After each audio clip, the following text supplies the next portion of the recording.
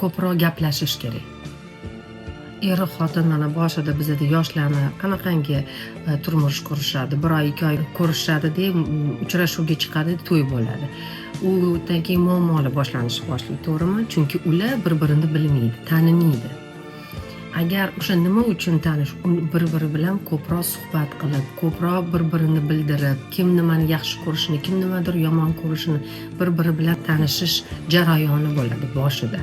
Agar bir bilan urushib ketsa ham, bu normal, ko'proq bir-biri bilan suhbatlashib, ko'proq gaplashish kerak. Har bittasi bir-birini hurmat qilib eshitish kerak. Nimani yaxshi ko'radi, обязательно vujud bor narsa u. Bir-birini eshitmasa, u hech narsa xalq bo'lmaydi.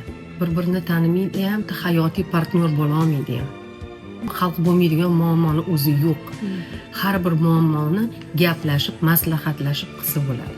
Mana o'zingiz o'ylang-da. Agar siz hech narsa gapirmasangiz, eringiz hech narsa gapirmasdan qanaqa qilib bilasiz ichidagi? Bilmaysiz-ku. Xafa bo'lib keldi, nimaga xafa bo'lib keldi? Agar siz keling o'tiring, shuni ko'raylik, nimaga siz xafa bo'lyapsiz? Ichini yorsa, siz bilasiz, to'g'rimi? O'shanga qarab siz harakat qilasiz. Agar u hech narsa demasa, hech narsa hal bo'lmaydi. Hayot ham xuddi shunaqa narsa.